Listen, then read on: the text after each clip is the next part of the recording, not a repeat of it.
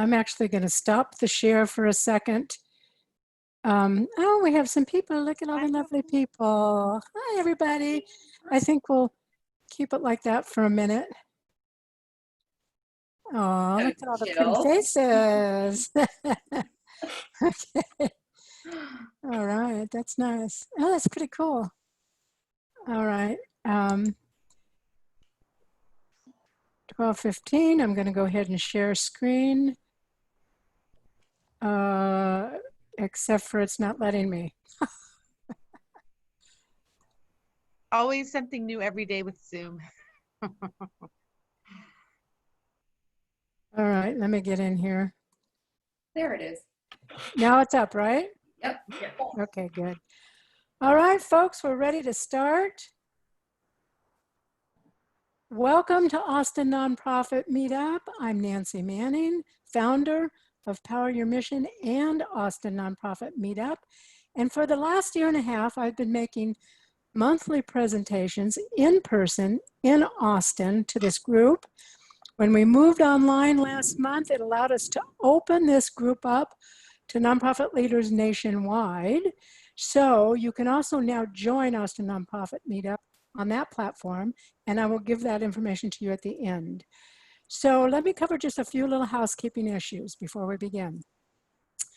Our Zoom host today is Shannon Mantrum from Leap to Success. If you have any issues today, while this meetup is, oh, there she is. Hi, Shannon. At the bottom of your chat box, you can choose her name and talk to her privately. But what we're asking you is to not use your chat box for any other reason during the presentation until we open it up for questions at the end. So you may want to be taking notes as we go through this so you don't forget your questions. The other thing is we're asking you to keep your microphone muted. All right, now let me do one thing. Let me see if I can get my chat. There's my chat box. Okay, good. All right. Let's see, just 1 minute here. There we go. I am joined today by Cynthia Herrera, Ann McNair, and Gayle Stallings. Cynthia is the Executive Director at Project Transitions. Cynthia, hello. Would you tell us a little bit about Project Transitions? Of course. Hello, everybody. Thanks for joining. I'm Cynthia, Executive Director of Project Transitions, an organization that was started back in the 80s, in 1988, during the height of the AIDS epidemic. And our mission is to house and care for people living with HIV/AIDS in the Central Texas area. We're the only direct provider of housing. Our housing is affordable and supportive housing with full wraparound services to make sure that people are staying on their medication, getting to undetectable, and reaching the life goals they have for themselves. Thank you. We also have with us today Ann McNair, Managing Director of Conspirare. I finally learned how to say it. Yay. So I said, say it with confidence, and she did it beautifully. So, okay. So Ann, tell us about your organization. Yeah, thank you so much for the opportunity to be here and gather with everyone. Conspirare is a professional choir based here in Austin. Our singers come from cities all across the United States to perform here in Austin. We also do recordings and have 9 nominations from the Recording Academy, the Grammys, sorry, my brain, and to our credit and the credit of our team. And we do not only live choral performance, but we work with schools, we work with the Travis County Correctional Programs to do programs for the women inmates down there in Del Valley. And so our mission really is to transform lives through music. And right now, like many, we're figuring out what that means in the era of the pandemic. Cool. Thank you, Ann and Cynthia. And then, of course, we have Gayle Stallings. Now, I have known Gayle since 2007 when I was a brand new executive director. And at that time, our nonprofit only had a little Christmas potluck each year with a silent auction, and we brought in maybe $1,500. I invited Gayle to become involved, and guess what? The first year we retained her, we brought in $50,000. The second and third years, over $60,000, and the last year I was there, we brought in $75,000. So clearly, I think Gayle is magic. So please welcome Gayle.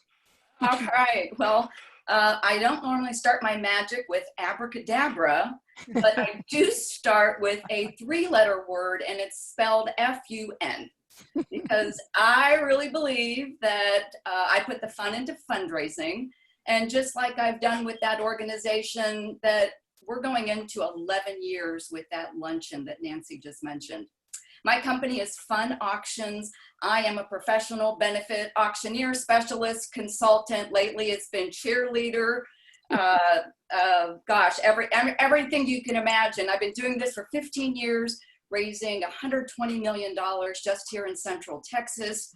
And so I work exclusively with nonprofit organizations from start to finish to maximize their virtual or in-person events. And I have to tell you, since early March, I have immersed myself into a new hobby. So I have been attending as many virtual galas and mobile bidding platform demos as I can, because I want to find the golden nuggets in each of them and then put them into best practices. Cool. Thank you, Miss Gayle. Yep. All right. So, excuse me while I figure out how to work this.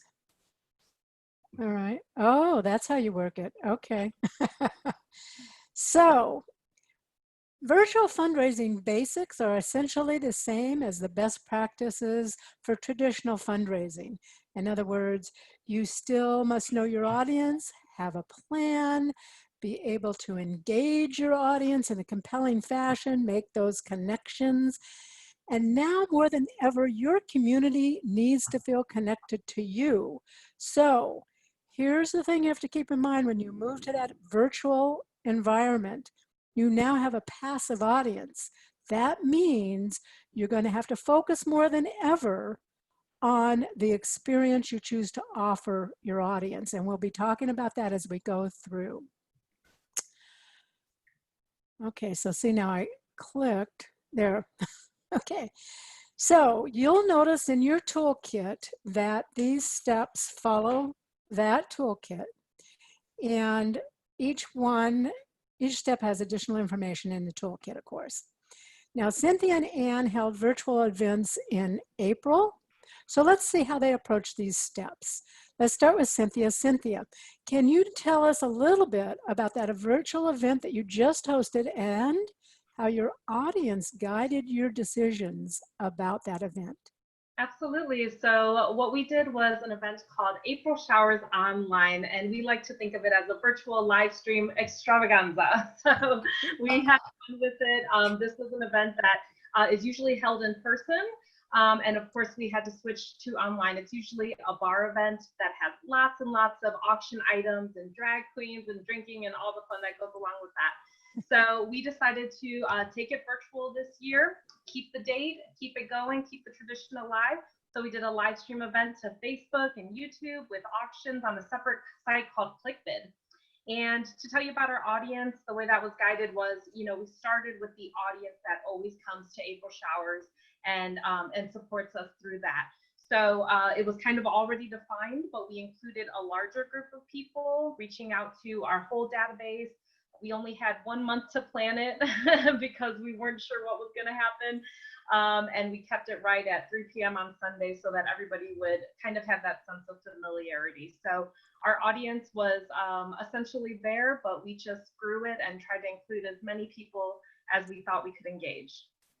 Cool, thank you. All right, Ann, you had a virtual event in April as well. And how did, tell us a little bit about it and how your audience guided that. So we had an event called Songs of Connection, and you can still see it up on YouTube on our Conspirari Choir YouTube page if you'd like. And originally we had planned to have a real live gala that Gayle was going to be our auctioneer for. And when March came and everything got canceled, we had to make some decisions about what we were going to do. And we did decide to cancel our Hidden Music Gala, the name of the in-person, fancy evening. And we determined a few weeks after we decided to cancel everything that we wanted to have a musical touch point with our audience. It felt needed just on an emotional level, on an organizational level. And so as part of that, we decided we would have a fundraiser after the concert portion of the evening. And so Gayle had been brought on to help us with our Hidden Music Live event, and she pivoted, and we pivoted to think about what can we do in Songs of Connection to make this a fundraising opportunity. Hidden Music would normally only be 300 people who pay a nice ticket price to come, and we knew we were going to be reaching a lot more people. So having the musical touch point was our primary purpose, but we wanted to do an ask at the end. And so Gayle really helped us do that. And it was very successful, as we'll share later, both on connecting with our audience, but also in making a direct appeal. Although Gayle will say it was the least direct ask she's ever done. Our audience does not like to be asked directly. But it did land on both levels and was an exciting way for us to launch the offerings that we're making in this time. All right. So, and Gayle, you were the fundraising ambassador for both of these events. So tell us about that. Well, first, I'd like to acknowledge that we have two trailblazers right here. And Cynthia and Ann, you know, you have to remember where we were at about the third week of March. And that's when the decision was made that, yep, we're going to go ahead and do a virtual event. We planned for shelter in place, even though it wasn't officially there. So I think by that, up until that point, there might have only been 2 or 3 virtual events done, even in Austin. Wow. So wow. I put out this disclaimer to both. I said, now, are you okay that I'm going to be buying the parts as we build the plane and then we're going to fly it? Are you okay with that? Because that's what it's going to feel like. Yeah. So we really worked very efficiently in those 4 weeks. And the thing about a virtual event, you're not limited by location. Now your audience is global. And so as the fundraising ambassador, I was there to guide and share best practices from the events I was watching around the country, help write and edit the script, streamline the run of show, and attend as many rehearsals and whatever we needed before we went to recording it. And that's one thing I want to add about Gayle that I knew from the very beginning back in 2007 when I started working with her, is she's actually a consultant. So she just doesn't come in at the end and jump on the stage and do live auction. She's with you all the way through. Mm-hmm. Okay, I just wanted to make that clear. All right, now, how about goals? Let's start with Cynthia. What goals did you set for your event when you started off? Well, we had several. Our first goal, first and foremost, really was to maintain this tradition and the relationships that we had with April Showers. So we partnered with a prominent gay bar here in Austin, Texas called Rain on Fourth. And we wanted to make sure that we, maintain that relationship by continuing this tradition. So we went ahead and worked closely with them, worked closely with their entertainers, and we built some relationships there that weren't there before. So that was really great and rewarding. We had a fundraising goal, of course, as well. We basically just went for the stars and set it right where we would usually get, a return on the bar event. And so we just started there. And we also, really wanted to do this because we know that this is going to be part of our culture going forward. And we thought, this is a great learning opportunity to just dive into it, see what we can learn, see what we can take for, our bigger events later this year. Good. All right. Ann, how about you? Yeah, a lot of similar things. We knew we would be able to reach a broader audience than we would normally reach. Many people, in fact, most people have not heard Conspirari live or Craig Johnson, mm-hmm. our artistic director who did the singing for our Songs of Connection event live. So we knew there was an opportunity to reach a broader audience. So we really wanted to collect information from the people that we reached. So we did require an RSVP, and we also used that RSVP to follow up with them. We wanted to have some new donors from the fundraising mm-hmm. portion. And so we designed our ask with that in mind. I did not expect our existing donors to make a contribution necessarily. They'd already donated to Hidden Music. They let us keep their contributions. And so this really was, who are the people that don't know who we are? Because they only heard us on a recording. They might be clueless that we're a nonprofit. And so we really designed to ask to tell the broader story of Conspirari and be an appeal. I think that's the big, yeah, that's those interesting. Are the big takeaways. That's interesting what you said about, because you had this event set up previously as an in-person one, and you already had those contributors. And Right. so you contacted them to make sure it was okay that you kept those contributions. Yes, Okay, yes. that's Reached, interesting. and we actually sent them a charcuterie tray from our restaurant sponsor because we wanted to bring him some business because his restaurant is suffering. Oh, So yeah. we sent those people who gave us money and wanted food, we sent them that and said, we're going to ask for money, but we don't expect you to give. And they were on board with that. Cool. Gayle. And, you know, as we're talking about goals, I think nonprofits need to remember that you need to make yourself visible. Show what you're doing to remain relevant, and especially how your organization is mitigating the impact of the virus. Donors really want to know what you're doing. And, you know, a couple questions you might be asking if you were doing a live event is, what is the expense to profit ratio? Because your expenses will be lower with doing that virtual event. And I've had some groups say, oh, we're just not going to do any fundraising this year. We don't want to ask. I'm like, ooh, can you go a whole year without fundraising? And so that's questions each group needs to answer. And people really do want to see that their charities are part of the solution and that there really is an increased need to give right now. So my advice on your goals is keep showing how you are part of the solution. Let's see, you said something that I wanted to comment on, but now I can't remember. Let me just stop for 2 seconds. There's somebody that's hanging out in the waiting room.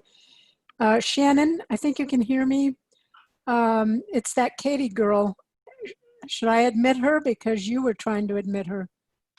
I'm gonna let you on try. her end. I keep admitting her. It's on her end. So Okay. I will try to go through the meetup group to see if I can reach her. All right. Okay. Well, good luck. Sorry.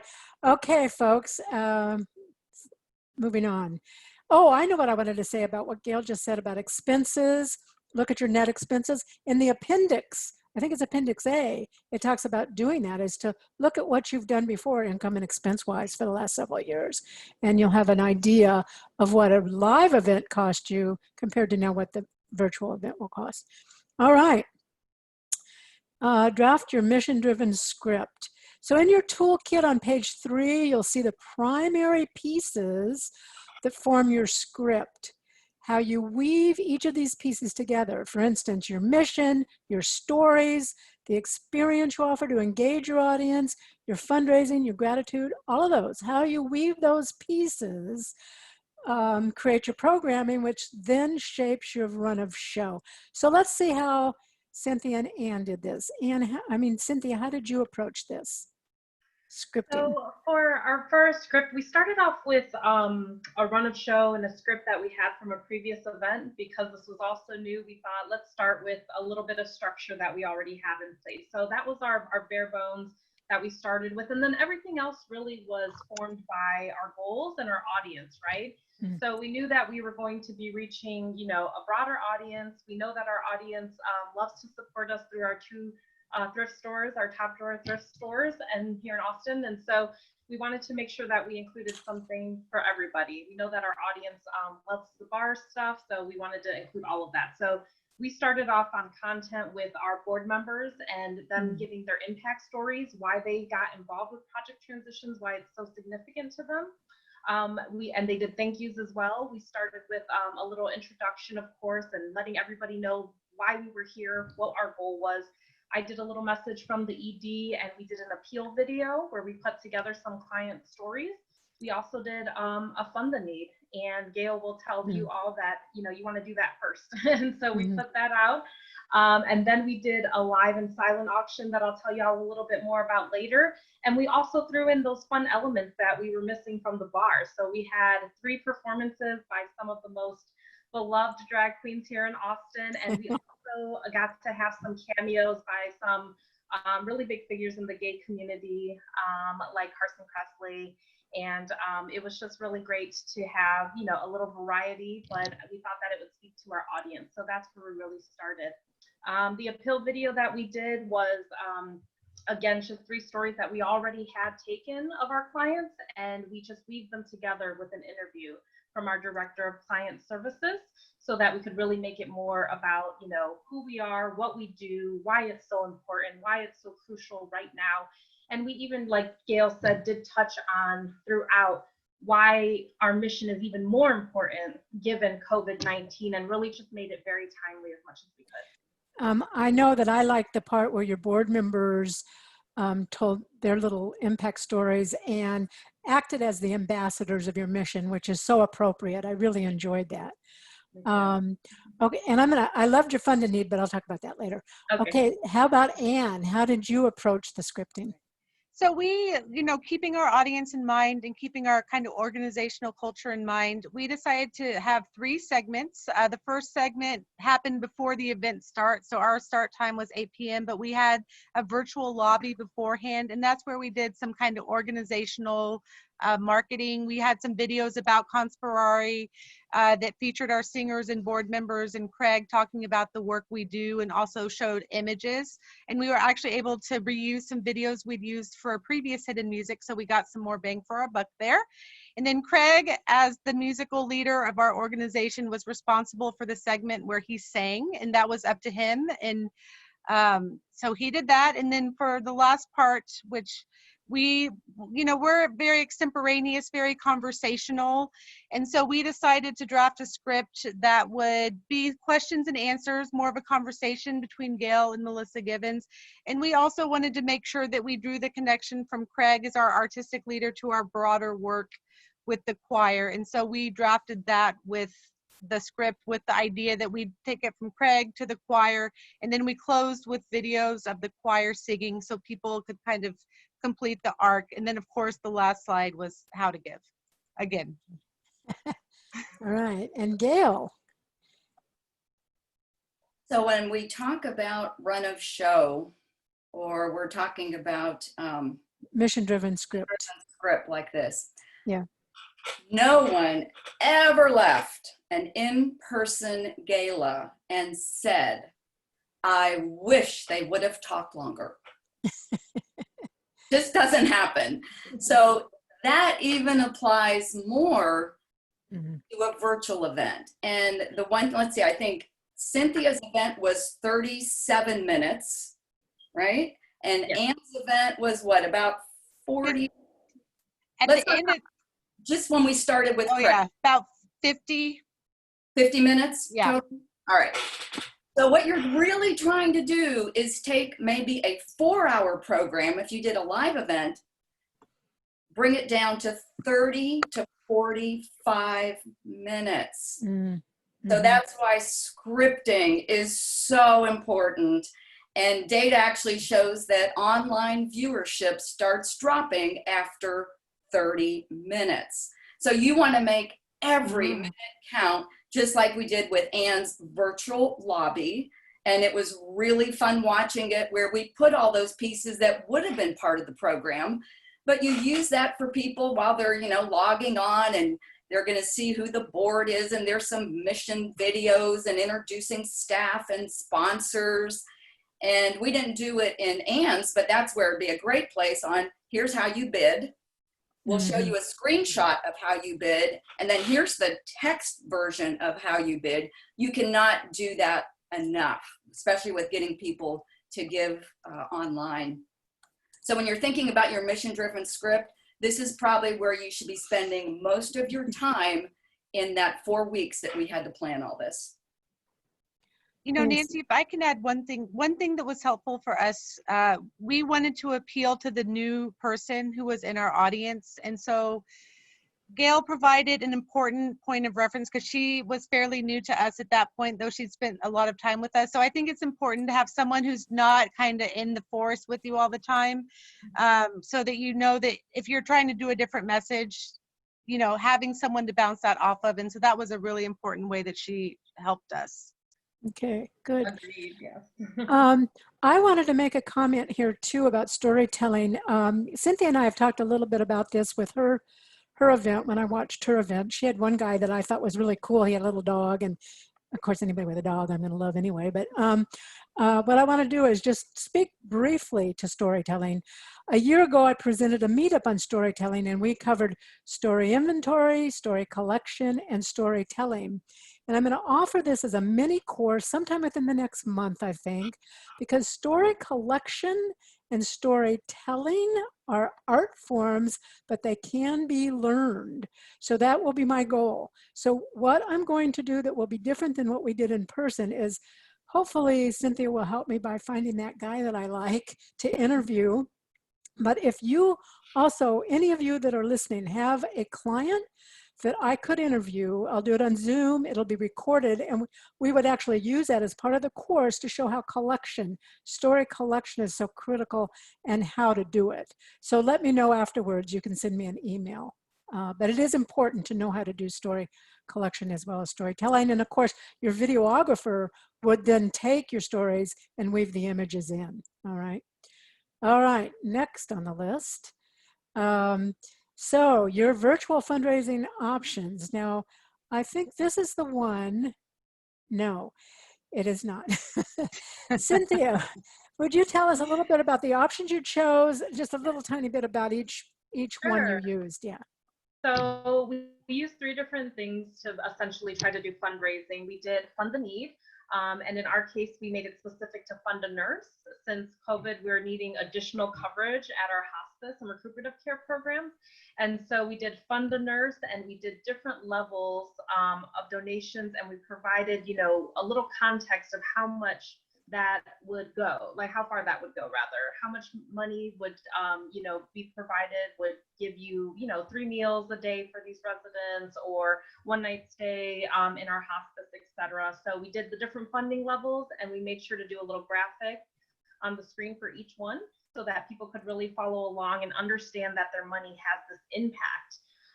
The other things that we did were the live auction and the silent auction as part of this event. So the live auction, we decided to go with an option of this beautiful resort in Mexico, and it was really nice to have these wonderful, you know, video images and let people daydream about being on a beach when most of us are so far from that.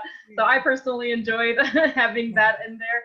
We also did silent auction, and we're lucky that we have our 2 thrift stores just full of, you know, donations that are already priced and tagged. So we uploaded about 90 items, 88 items total, and we used that for our silent auction. So we had a lot of variety in there.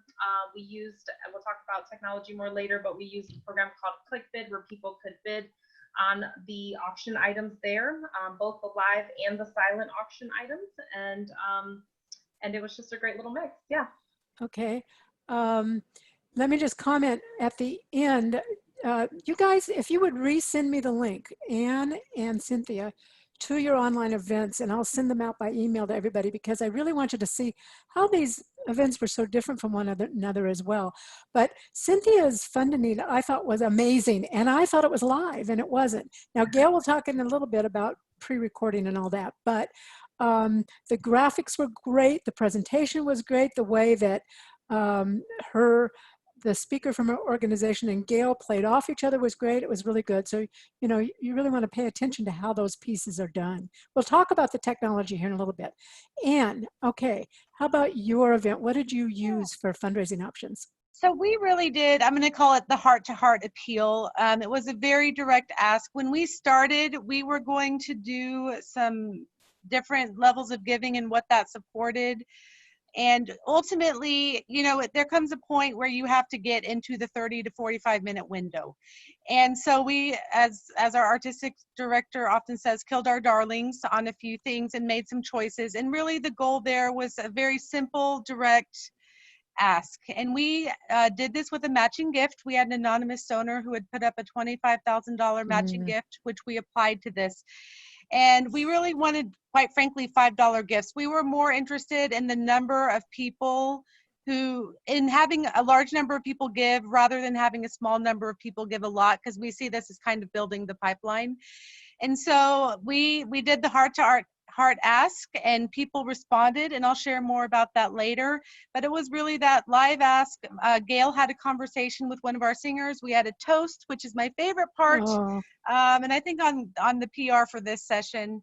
And we did an online chat too, so we could say, okay, everybody raise your glass, and they said cheers and all that fun stuff cool. on YouTube. So really just heart to heart, and that really is in keeping with the spirit of our organization, and how we tend to do asks, and recognizing that this was a different environment, that was not necessarily an event where we had a lot of people with a lot of capacity who would get excited about an auction. Mhm. Okay. Gail's going to cover these three that you see in red. Yes. And so let me just give a brief description, just so everyone's on the same page, of the difference between a silent auction, a live auction, and a fund-a-need. So does everyone remember these things, these bidder numbers? Yeah. We're putting those away for a while. And so we had to come up with other ways. But basically, a silent auction, you would use a bidder number or mobile bidding, and it's usually lower priced items. And you might have 50 to 75 silent auction packages if you had 300 guests. And it would close at a certain time at your in-person event. Then you have a live auction, which for Austin, 5 to 7 packages, that's kind of our limit. I know in other states, they might do 60 live auction packages. We don't do that here. Typically it would have a professional auctioneer, and it might take 2.5 to 3 minutes per package to sell in a live auction. And then you have the fund-a-need, or it's called a paddle raise, or it's called a funded cause. We called it fund-a-nurse. And that's your mission moment. And that's where you have a speaker, a video, and this is 100% tax deductible gift. And you want as many people giving as possible. So in both of these events, we took on a slightly different strategy about how we combined those different fundraising revenues. Okay. Here's the one thing I've seen on 5 trends that have emerged at virtual fundraisers since March. Silent auctions are doing better than live auctions. So if your silent auction had a 50% return in the past, they are now possibly doing 60, 70% return, maybe because they're lower end items and people still want to support the group. Second, live auctions are down slightly, and we're even selling fewer items than before. So instead of a typical return of 85% or higher, live auctions might be seeing a 60% return now, but that doesn't mean you don't do them. You're probably going to say, and what are those best-selling items, Gayle, if we do this? Not surprisingly, wine. Wine is a big seller during the pandemic. Anything with meals, with chefs, and close to home trips.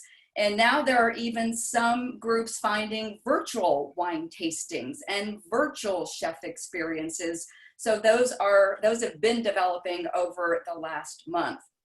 The third trend is the fund-a-need, or that mission moment, that still remains the strongest. So this is a great time for the executive director or the development director to be working those phones and reaching out to your donors, especially to secure that advance lead gift. When I asked Ann, do we have anyone that can make an advance gift? I know she says, Gayle, we only have 4 months. Why are you asking me this? But she asked, and look at what we got, a $25,000 lead gift. Cool. Fourth trend. In the past, you might open your silent auction up for a couple days before the event. Well, now we're extending online auctions and the paddle raise for up to 5 days. So you might do 2 or 3 days before the event. You keep it open that night. And then like Ann did, and Cynthia, with Ann's, we kept it open for a couple more days.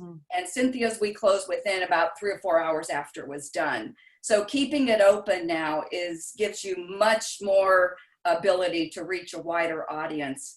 And then finally, as Nancy wanted me to mention, both of these events were entirely, let me say this, entirely pre-recorded.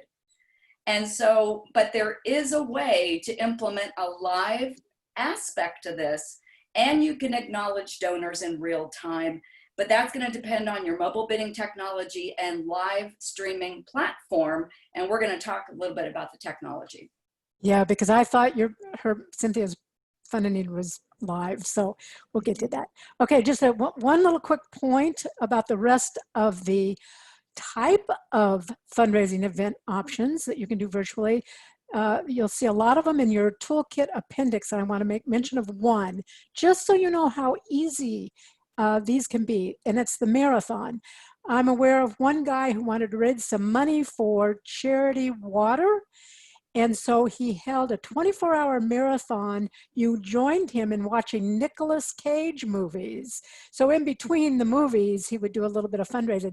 He raised $36,000, but I just wanted you to know how easy some of these can be. So please take a look at that appendix for those other options. All right. We're going to just very quickly cover corporate sponsors. Cynthia, did you have corporate sponsors for your event?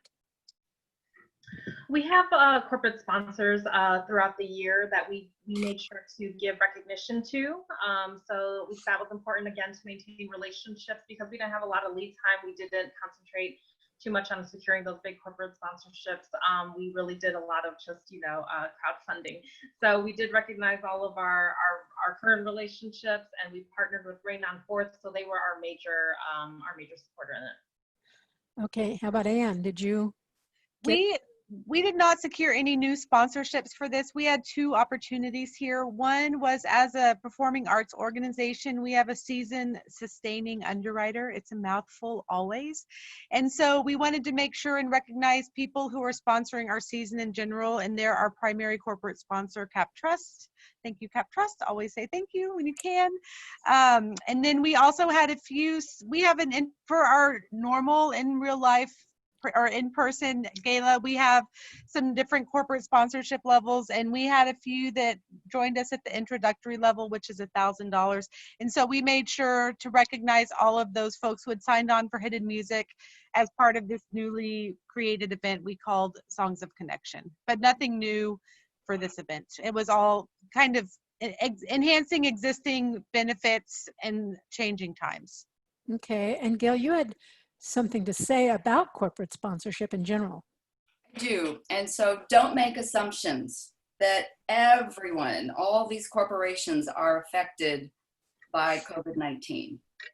If you are planning a summer or fall event, now is the time to be asking them.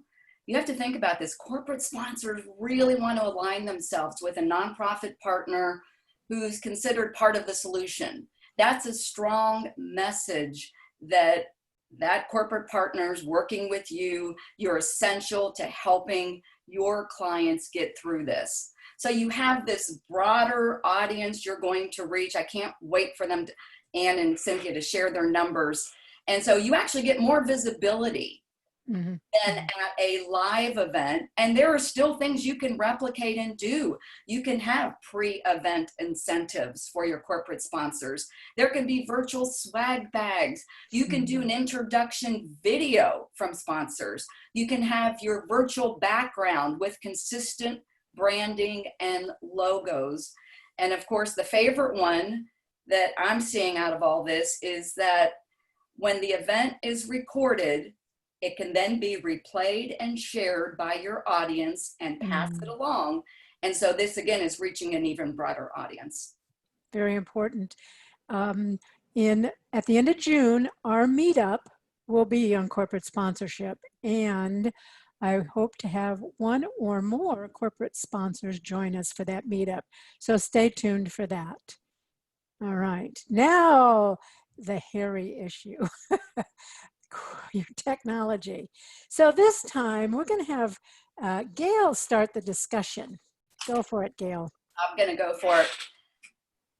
So there are two links in your toolkit that are really excellent. And I have just watched everything, read everything I could, but these two really give an explanation that you don't have to be an engineer to understand, and they really show quite a bit. So here's the new word I learned in the past 2 months. It's called latency.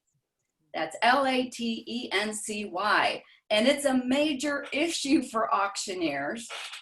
And that's because there's a lag time that it takes after someone would place a bid on their mobile phone to get through the internet and the streaming service to get to the auctioneer. So that means it could take a few seconds, or in some cases, it's 24 seconds.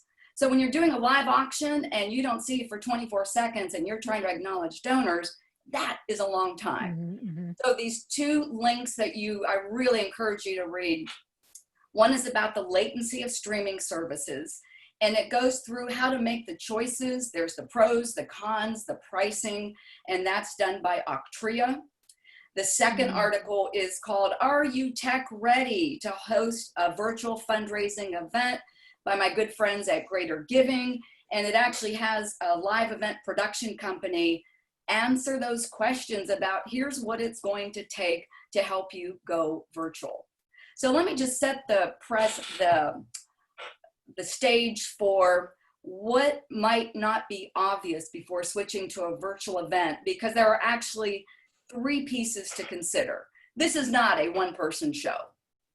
But to even do that, to view and bid at a virtual fundraiser, you need 2 devices. So you might need your phone to place any mobile bids, but then you also need a laptop, a desktop, so you can view the online streaming of this event. Or you have 2 tabs and you're toggling back and forth. So 2 devices to watch an online event right now. Wait, can I ask a quick question? When Sure. you say 2 tabs, so you can toggle back and forth. So in other words, technically, if you're old like me and you don't want to use a mobile device to bid, I could still bid on my desktop if I had the 2, right? Okay, I just wanted to clarify that. Now, I think you need to check with every mobile bidding platform company that has come out, because they're all doing different things now. So I would suggest that. I don't want to say a blanket statement. Of course you can, Nancy. And Okay. but here's the 3 pieces to consider, and I'm going to keep it really brief. First one is a mobile bidding platform. So there's a list of companies in the appendix. I am not here to endorse any one company, but I have been talking with all of them for the past 2 months. And even if I worked with them in the past, I now need to see how their functionality works and how interactive and engaging can I be with a silent auction, a live auction, and a paddle raise. And is that something the organization needs? Maybe they don't need a robust situation that can do all of that. Second, live streaming services. That is basically, how do you get that video, that presentation in front of your audience, or get the bids in front of your auctioneer? So you're probably very familiar with the first 2 I'm going to name. You have YouTube Live, and that might have a 2-second latency. That's not bad. That's pretty good. Now you take that versus Facebook Live, where they might have a 24-second latency. So if you want a highly interactive engagement with your audience, that may not be the right solution for you. And of course, then there's other options besides those 2, like Zoom, Vimeo, Livestorm, and Demio. Third, the screen compositing. That's the tools that you need to organize and control what the audience sees. So someone has to take those videos, those PowerPoint slides, the overlays. If you use thermometers to show where you are, so it's incorporated in with that live streaming and with the mobile bidding. And there's 2 that people seem to be using, which is StreamYard and OBS. I was just going to say, Who knows how to do all this? Yeah, exactly. So there are people that, let me just tell you, there are full service live event, audio, visual, and media production companies. I'm actually talking with 2 of them that I've worked with for over 10 years. And we are looking at how does this work for virtual fundraising. I'd also suggest looking at previous audio visual vendors that you've worked with in the past, because believe me, they're all looking for ways to how to figure out what to do. And this is a great opportunity. Churches, you know, if you think about, if they're already doing live streaming with their services, they already have the sound, the lighting, the production team. I have a meeting with one next week to say, hey, would you be interested in letting us use your facility and your production team? They already know how to do this. Cool. Or you could have staff that know how to do this. So I'd be interested to hear from Cynthia and Ann how they did it. There you go, Cynthia and Ann. Go for it. Okay, well, this is the nuts and bolts of it. So for us, we decided we wanted to go Facebook Live because we have a strong following there. And we also like the idea of being able to do YouTube Live because we know that not everybody has a Facebook account, and this would be a way for people to access the event even if they did not. The way that we went ahead and actually broadcasted the live stream was with StreamYard. We were able to get a free trial where we got the premium service. So I can say I recommend the premium service, but we were able to go ahead and use that to not only broadcast, but also to interact with the audience through comments. And the great thing about StreamYard is it has this wonderful feature where you can see all the comments coming through multiple platforms, and you can also pin or display any comments that either you post or that other people post. You can also include things like a ticker going across the bottom with great information about how to text to give, for example. You can put people's nameplates up with it. You can put logos up with it. So it's a very nifty tool for this. The other software that we used was called ClickBid for our auctions. And we were lucky because of the pandemic, they were offering free premium service actually during the time. So we got that software for free too. And that's where we uploaded all of our auction items. It was really pretty straightforward, but even when we needed some help, there was somebody there, over the phone that kind of walked us through the whole setup. So it was really cool. We were able to even put our YouTube live event or like the actual display right on that page. We were able to customize that page. So it became kind of a home page for the event as well. And we were able to thank people as they gave donations in live time. Again, with StreamYard by saying thank you in the comments and then just pinning them right to the screen that overlaid on top of the broadcast that was happening. I think that's why I thought it was live, because I kept seeing the thank yous as the Fund a Need was going on. You know, that was really nicely done. Thank you. And I will say that it's not easy to do all that by yourself. It was my first time doing it. I learned a lot. Definitely rehearse again, do all the technology. If you're going to be doing it on your own or whoever's going to be doing it, do some run throughs, because there's always something that is hard to think that is going to happen. With StreamYard, just one other feature is that you can share the screen. So yes, all of our event was pre-recorded and it was professionally, arranged with a videographer. And the way that we went from live content, which we did because we had some performances that were live that day, to the pre-recorded was that we used StreamYard and did a share screen.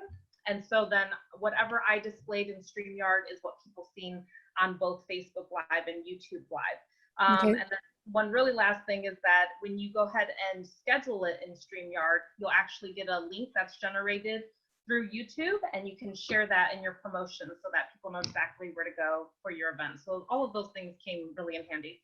Let me just clarify, when you're on YouTube and you're doing this live thing, it goes to Facebook, it streams to Facebook at the same time? Yes, StreamYard is a multi-platform streaming service.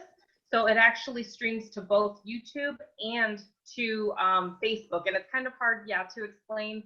I just showed somebody the other day by doing a share screen in Zoom to show them what it looks like. But essentially, you go into StreamYard, you schedule the event, and you can enter into something like a broadcast studio, I think is what it's called.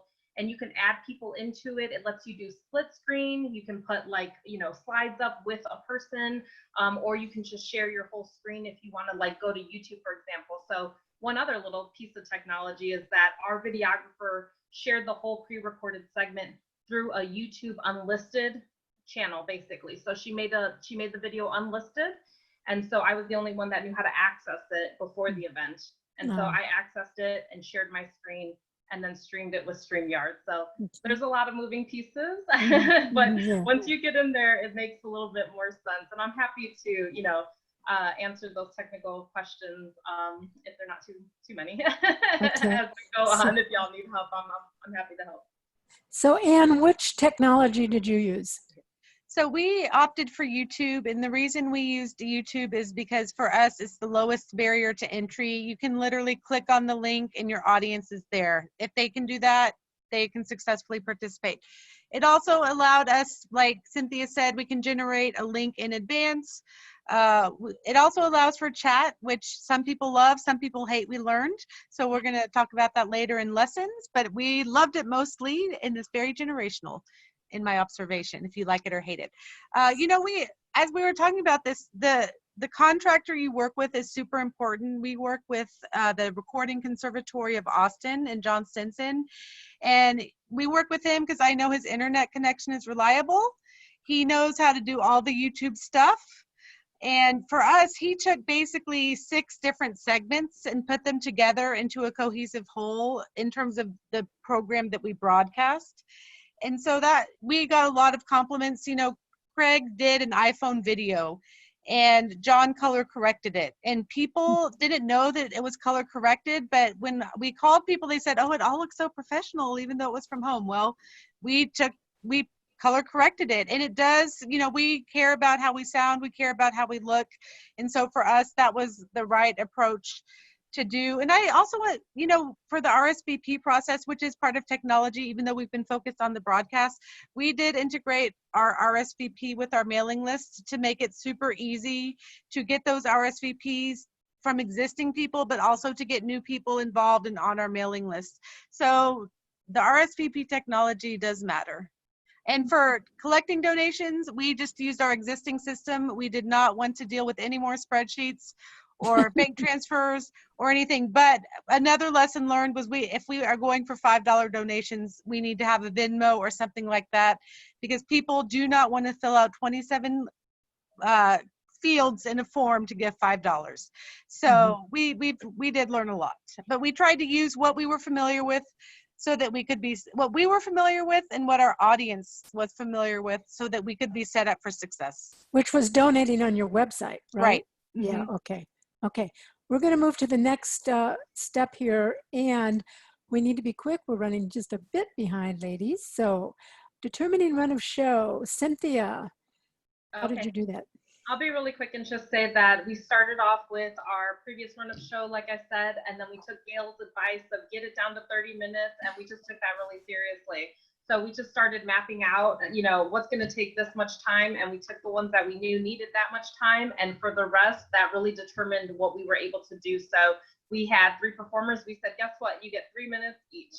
And it's a challenge, but that's what we did. And so I just would encourage everyone, be really flexible, keep looking at the data, keep looking at what people are seeing, because it is an evolving time, and you just kind of have to think on your feet and just go with the flow, and that will really serve you best, I think. Okay, that sounds good. Anne. Know your audience, number one. What do they want to hear? What do they know? What's going to resonate with them? Sorry, I was in a move through mode. One thing we learned, we had a very serendipitous good thing happen, but one segment of our show was very personal. It was Craig to the individual. And then our fundraising segment brought it more into a group place, both in terms of talking about the choir and how we address the audience. And it worked great for us. But in hindsight, what it made me realize, and I think it was Gayle's husband who observed this, make sure that you know what your point of view is for the whole show, because that may impact how you develop your run of show. If I had realized that in advance, we might have done it a little differently. I don't know. But it also goes to show we were doing some things in parallel, and that could have potentially created an incongruous run of show. We got lucky, I think, and had great help in John Stinson and our team. But just those kind of things do make a difference. And Anne's run a show, her sample is in the appendix. And I understand that Cynthia's run a show had 13 pieces, right? I think so. right? That sounds Yeah. about right. Yeah. A little bit We had longer. very little segments, but they were all strung together. Yep. All right, Gayle. So when we're talking about run of show, let's look at this changing landscape that's going to occur over the next 6 months, 12 months, is it 18 months? Because we're going to keep moving through stages of what a virtual fundraiser looks like. So shelter in place is what we were at. Everyone stayed at their home, in their office. We recorded it in each place. We'll probably eventually, with the way Austin is loosening up some of its restrictions, go to what I'm going to call the in-studio mode, which could be you have either a place of business, or it's a studio, or it's a green room, or something that you can actually have a production crew right there. And it might be someone working sound and cameras, and you have even if it's a corner of a room with pipe and drape, but you can make it look like you're on site somewhere at an event, and it brings more of that, probably more of a little bit of feel of your event versus like the background you see with me now, which was, this is what I did for Anne's and Cynthia's. Then we'll start moving to, I'm going to call it a hybrid event, which is going to be, I think some people are still not going to get out. I'm listening on committee meetings, and the consensus is until there's testing, tracing, more testing, a vaccine, some of those donors or high-risk populations, they're not going to be coming to your live event.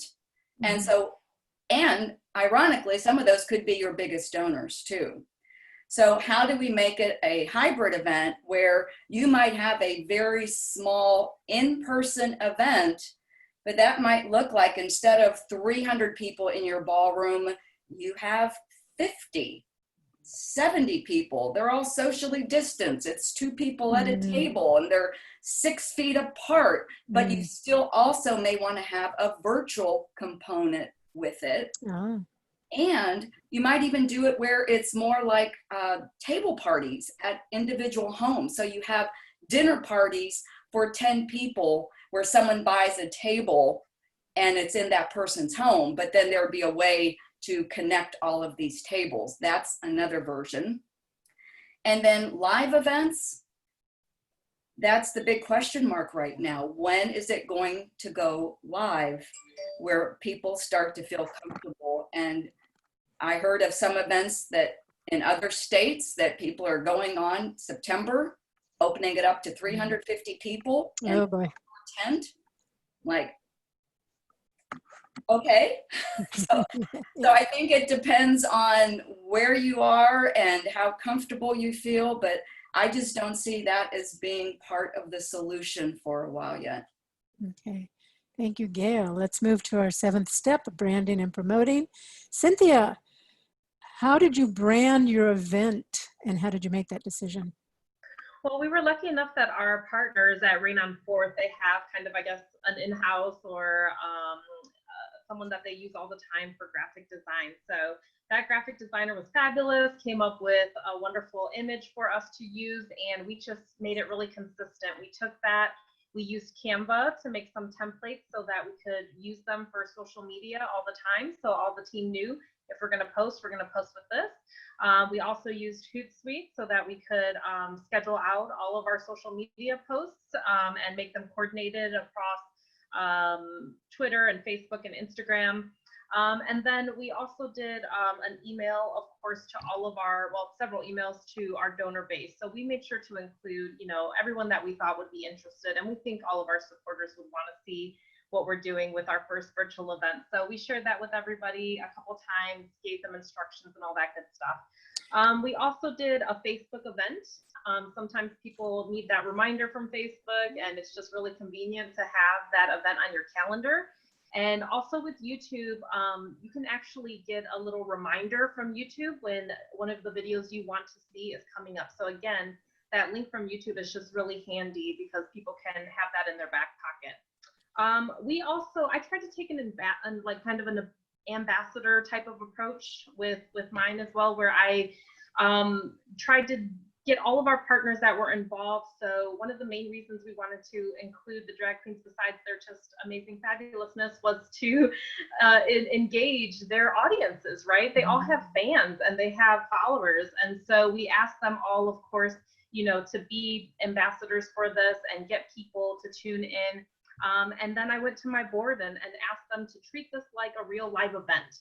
Good. And I asked them, I need you each to bring at least 10 people to this event. And they did. So it was really another opportunity to engage with them and get them invested. And so just really rewarding all the way around.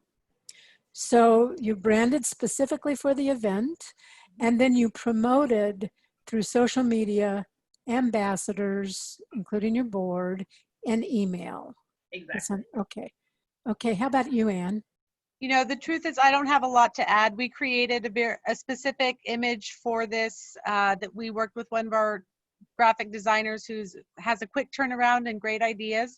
And we put it in all the places where we normally put things. I think the real opportunity here is to promote to a broader audience, and it's a way to get people who are involved who might not be able to donate money. Everyone can share a link that has internet access. Very close to what Cynthia did, and it's something that we're still using, quite frankly. So we've provided this show or excerpts of this show to other platforms. So it's, you know, you create it one time, you figure out 10 different ways to share it with new audiences. So there really is a different kind of branding and promotion opportunity. You know, being in a nonprofit for over 30 years, either on the board or as an executive director myself, I'm always surprised at how much marketing is involved, and I hate it. But I will say that in my own, you know, consulting business, using Canva, first of all, it allows me to be consistent across all those platforms like Cynthia was talking about. And what you both talked about, scheduling, you know, getting your emails out, getting your social media out, thinking in advance and getting those templates ready, getting those things done in advance saves you the aggravation you have right beforehand, often like you did with a live event. I think there's could be a little less stress with a virtual event if you're thinking that way, if you're thinking that you do all your templates in advance. How about you, Gayle? So what I'm seeing is, while we did both of these events in 4 to 5 weeks, which maybe that was a good thing because we had to really stay focused, and they did a lot of the right things, especially with the event ambassadors. But I really think moving forward, people could do this in 6 to 7 weeks if they had to. And you can hit all the points you need to. I love the idea because as I'm attending these virtual galas, I see what keeps me engaged in an event. And that's the key right now, is engagement. And I want to call them chat room cheerleaders, because having people in that chat box that know those donors and thanking people, encouraging them to bid, it really is that, that part you're missing about a live event, or as we saw in Anne's event, the virtual lobby. It was just brilliant to do that and everyone seeing each other. So just remember, creativity knows no bounds. And I even know of a virtual photo booth that is in development. And it will be released in mid-June. So that's going to be, that's going to be another great way to really brand your event, have engagement, social media out there. Hey, we're at Conspirare, look at us. We're at project transitions. And Mhm. so I think that's all part of it. It is allowing us to be more creative. I love that you can even do canned applause. Yeah. It's funny. Totally use that. Yeah. Yeah, Bill Okay. Maher's gotten really creative with that. I have to say, it's really fascinating. All right, let's move to, oh, wait. Oh, sorry. Stewardship. Okay, so both Cynthia and Anne had some great stewardship after their event. Let's talk about that and how it was different from your, or was it from your overall stewardship plan? Cynthia. Well, we thanked people on air. Like I said, we actually got some gifts in advance and were able to thank people in our pre-recorded segment. So that gave it another feel of live event. We sent an email immediately after the program ended. So it was scheduled and people were given the link to the evergreen video that we created. So that's really nice for them to have and let them know that they can still bid on auction items. We sent an email or a physical letter, depending on our just normal stewardship plan, on anyone that gave a donation. And I got the lucky opportunity to really meet some of our supporters in person because I did a no contact delivery of all of our auction items. So they came into the stores actually, and I was able to, masks on, but I was able to meet everybody in person and just thank them personally for being involved. And I got such great feedback from the people in person too, that it was really nice to be able to just connect with people like that in person at a time when everybody was still sheltering in place. Nice. Anne, and then I'll want to say one thing, but go ahead, Anne. Sure. So we, with people who had donated to Hidden Music that was canceled, and we did this Songs of Connection, we recognized them as part of the process, and we also are transitioning as many of their original benefits to our new environment. So they will each get a concert sponsorship next season. And if other things had come with their sponsorship, we're going to deliver those as we can in creative ways. In terms of our people who signed up that evening, we followed our event with an email right away. Thank you for joining us. Ways you can help. Here's how you can watch it again. We also followed up with a second email to people who had not donated a few hours before the match ended. And so our actual next stewardship event is next Wednesday when we send out our newsletter. So we are really creating that newsletter with, okay, we had these people engage with us. We want to keep them engaged with us, not just please give us money emails, but here's what's happening at Conspirari. Here's what your work is supporting. So we are going to have some more online events coming up this month that we can remain engaged with them on. And I liked how both of you had links. It is true you don't want all communication to be about fundraising, but right after an event like this, I thought it was real appropriate the way you both did that, where you know, you thank them for the participation, thank them you know, for donating if they did, but then because you kept, like Gayle mentioned earlier, you keep it open longer than you used to, that you were able to put the link that if they still wanted to donate, they could do that. And that was cool, I thought. Gayle. And Anne's event was April 19th and Cynthia's was April 26th. So it was really cool after Anne's event. If it ended at 8:45, by 8:52, I had an email in my inbox because I registered to go to that event. And man, the first thing you saw was click here to donate. Thank you for attending. And it worked. And it made it so easy. I mean, you clicked, you made a donation. I even got a phone call. We kept updated for those 2 days. I got a phone call from an ambassador to thank me for my gift. You got a text message, an email. And I'm like, wow, that was all within, you know, 2 to 3 days. So it was really left a very strong impression with me. And Cynthia's did the same thing. So it was really helpful to have both back to back like that. All right. Measuring for success. What indicators did you use? Tell us about your results. Also, this is your opportunity, Cynthia and Anne, to talk about what the biggest takeaway was for you in this experience, and would you do anything differently? But let's hear about results first. Cynthia. Sure. So I'll say that Facebook is incredible for data. So if you're a data nerd, you're going to love this because you get to see how many views you got, your reach, just your posts, your impressions, the engagement, demographics. It breaks it down by your top, by gender, by location, by age. So I'll say that one of my takeaways is that this is amazing data to use for all future events. So we have already put this into graphs that we are showing in our sponsorship decks to let corporations know you are going to reach more people than you ever would have with these events. Our April Showers event would have been what, 100 or 200 people, and we reached over 2,000 people and still counting because we have this evergreen version of something that we can share with everyone that talks about our mission, that talks about the urgency of what we do, and essentially asks for money throughout, which puts that seed in their head. With fundraising on ClickBid, it was really nice because they gave us some good data too, where it just broke it down by every donation that was made, whether it be Fund the Need. We did get some text to donate, as well as all of the auction items. So we were able to do a debrief, which is another wonderful thing that Gayle offers with her consultations.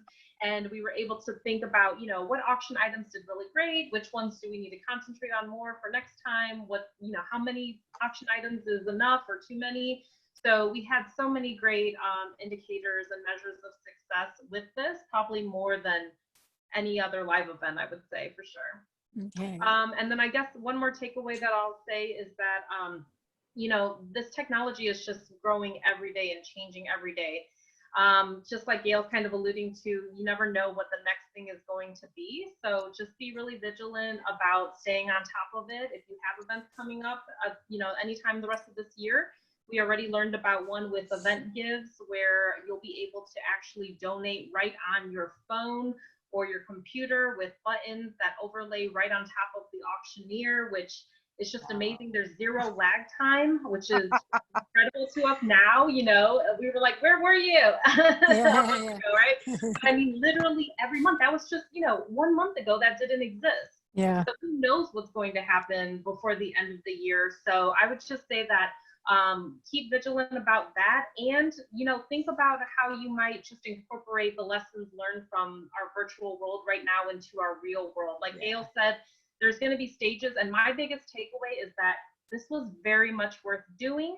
We learned so much from it, and we absolutely will continue to incorporate it, no matter if we go to full live events like we used to. By the end of the year, we are already planning for our fall event to make a full virtual event, because it just makes sense. It just makes sense to reach those people that you otherwise wouldn't be able to reach, to engage new people, like Anne said. There's just so many benefits to it. And that's my main takeaway there. Okay, Anne, we have just a couple minutes left. Okay. Well, I know the fundraising is the main topic. So we had 189 donors, and 101 people gave before midnight the first day, like right after the event, so within 4 hours. And then we did have a challenge gift that expired. So 2 hours before it expired, we sent a note to anyone who had not donated and who was new to our list. So we didn't contact existing donors, just our new people who had not given. And that generated 30 more gifts after that second email. And so the total raise, this is new to Gayle because we had a few more come in, $28,040, and 94 donors were new, and their contributions were just under $7,000. And I like to know who's from outside of Texas, because our base, our awesome, amazing base is right here in Austin, but our mission goes around the world. And so we had 68 gifts from outside of Texas. So that's always a point that I get excited about. So really excited and grateful for the help of Gayle. She was honestly the one who really encouraged me to think about, how much do you want to raise? And I was like, 5,000? I have no basis for this. So I do think this is something we can't do with every event. This is like a once a year kind of deal to really do the full on fundraising push. I would say the biggest takeaway is help your audience know how to use the technology. We had people who hated the chat. We had people who loved the chat. Those are things that are customizable. So technology does allow allow you to customize your experience, just like some of you don't have your video on. Some, you know, you can change your name in the bottom corner. So, you know, what are the ways that you can help your audience customize their experience so that it's meaningful for them? And I know for us, we have a large number of people who are 50 and above, and I know that's a huge swath. I might get in trouble for making that big of a swath. But they did not like the chat. The young people who are 25 and under, they love the chat. So next time we're going to help the people that don't like it turn it off, and the people who like it, we'll help them turn it on, and really creating that customized experience for everybody. Based on That's your the audience, number okay. one. Okay, listen, girls, we're going to move to questions because we're at almost 1:30. We're going to take, here's how this is going to work, folks. We're going to take questions for about 10 minutes. If we don't get to your questions, what I want you to do is send your questions to me afterwards, and the girls have said that they will answer them by email. So I'm going to ask you to send your questions to me by 5 o'clock tomorrow, all right? So you can see, this is how you ask your questions, please. I'm going to feed questions to our panelists over here. Anne, did your total amount raised include the advanced 25,000 pledge? No, this was all new money. All right. Okay, so that, let's see. What % of your budget, this is for anybody, should be geared toward production and all this new platform stuff? You know what? I think that's a question that's going to be really individual to organizations. I know as fundraisers, we have benchmarks that you don't want your expenses to exceed a certain amount of income, a certain percentage of the income. So I always like to look to benchmarks. And sometimes those benchmarks have to go out the window when you're trying new things. So I think if me in that chair, what is the data? What is my goal? And you have to make a personal decision. Wow, if I had an answer for that. See what Cynthia and Gayle say. I might be learning too. Do you want to answer that, Cynthia, about what percentage of your budget should be geared toward production and all the new I platforms? think it really depends on the event. I mean, for us, this is an event that's usually put on mostly by our partners. And so we kind of went to the side of, let's try to keep the cost as low as we can. And that was it. Because we knew that this was all new. It was a gamble. We had no idea what was going to really happen. But we set our expectations high, and I think that that's really the more important thing. You know, you can always try to control costs, but I think when you don't limit yourself and you set your goals high, then you can surprise yourself, right? So I think that that's really important. Gayle, did you want to comment on the budget question? I think it's going to be a continuing discussion as you open people up to the idea of, for example, if they were your AV team prior, talk to them about, you already have a relationship with them. What would it take for us to do this? I mean, I've seen ranges all over the country for what an in-studio event could cost. And I don't want to throw those numbers out, but I think it's really about what is the net you're going for. I mean, I'm working with one client right now that they really want that live auction, me calling bids, and there's no latency. And they are talking with the one company that you mentioned, Cynthia. And I'm also looking at a new demo tomorrow for another company that claims the same thing. And so it's constantly assessing, what are their fees? Can it work with the platforms? And so it's just, you've got a lot of pieces to put together, but there are people that really do know how to do this. Folks, I have a question from Kimberly that's going to be difficult. In fact, I've been putting this question off for over a year. It's from Kimberly Terry, and she asked, did they register in all states to do fundraising across lines? Do you know what she's talking about? Do you know, see, in Texas, we don't have that obligation. Florida, you have to, oh my gosh. Anyway, there's a whole thing about this. In other words, there's organizations that are trying to come up with a multi-state application. A lot of states require that if you're going to fundraise in their state, that means if you're online, technically speaking, you could be fundraising in any state that requires registration. I've been avoiding this topic for so long because it's a mess. And until they come up with a, global application, I think it's going to continue to be a mess. But did either one of you do that? Register in any other states? We did not, and I think this makes me think of the Amazon sales tax a while ago. It's been like maybe 10 years. With music, we also have licensing, so we pay a public performance license to play the songs that Craig played, and we did not register in any other states. Okay. So.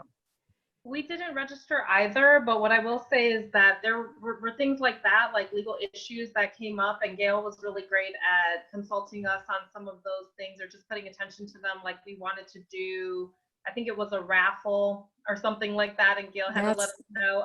Yeah, you don't want to. You're not allowed to. Yeah. There's just rules out there, so every state is a little bit different. Definitely, I guess, if you don't have someone like Gayle, just do a little research on every element that you want to do because it is state by state, sure. Oh, and I think we were looking at doing something with wine or some bottles of wine. And I said, oh, stop, hold it. Yeah, We have a license through TABC, Texas Alcohol Commission, to do that. And is that going to be worth your time and the return on that? Yeah, that's why you need a consultant. Cynthia, what was the name of the bidding platform that had the 0 lag time? That is Event Gives. It's event.gives. You can look it up, and I can maybe find the link and hand it off to y'all real quick. It's in the appendix also. Oh, okay. Okay. Hey, Robin wants to know the name of that software you use to live stream, but I actually know the answer to that. It's StreamYard. And that's in the toolkit under streaming. It's not in the appendix, it's in the regular toolkit. And so if I can just add, I went down the dark path of OBS, and I will just say, I recommend stream. Uh-oh, I lost you. I lost you, but? Can you hear me now? Yeah. Okay. I took hours one day to learn OBS for some reason. I got obsessed with the fact that I didn't want StreamYard's logo and I didn't want to pay StreamYard. And so I learned how to do OBS, and it's a lot more complicated. It takes a lot more back-end work. The only benefit really is that you can customize it and it's free. So if that's worth it to you, then OBS might be the way to go for you. But I would recommend, especially for first timers, maybe pay the $20 a month for StreamYard if you have to. I want to point out that Thea Wood says they're registered in every state, and yes, it was a project. So Thea, what I want you to do is email me, because maybe you want to join me in doing a little meetup on this issue. Like I said, I've been avoiding talking about it at meetups for the last 1.5 years. So maybe you're someone who's gone through this experience that would like to share your nightmare with everybody. So please, email me, okay? All right, so listen guys, what I wanna do now is a couple more things before we end. We're almost at the end here. And like I said, if you think of questions later tonight or tomorrow day, just send them to me and I'll get them to the girls, and they'll get their answers to me sometime next week, early part of next week, hopefully, and I'll get them back to you. And Thea, if you're signed up, I have your email. Okay, yes, okay, I see it. All right, so I want to thank Shannon of Leap to Success and Launchpad Job Club for being our host once again. Yay, Shannon. Shannon and I have been through a whole lot of things with Zoom, I'll tell you. Some are very painful. All right. Anyway, so thank you to Shannon. And then for those of you who would like to contact Gayle, here is her contact information. And listen, the recording will be available. Shannon's been recording this, right, Shannon? Yes, okay. And I chose for it to be recorded up there in the cloud. So I just have to get it to you, and I'll do that after we're done later today. Hopefully I'll figure that out. Yeah, thank you, Robin. Robin says, applause to Shannon and Nancy and kudos to Ann and Cynthia. Here is my email and my website. Now, I had mentioned the mini course. I have a primary online course called Building Teams to Build Funds. I have a monthly giving masterclass that's a mini course. And I'm going to be finishing up that storytelling one. And you can look on my website under online courses for that information.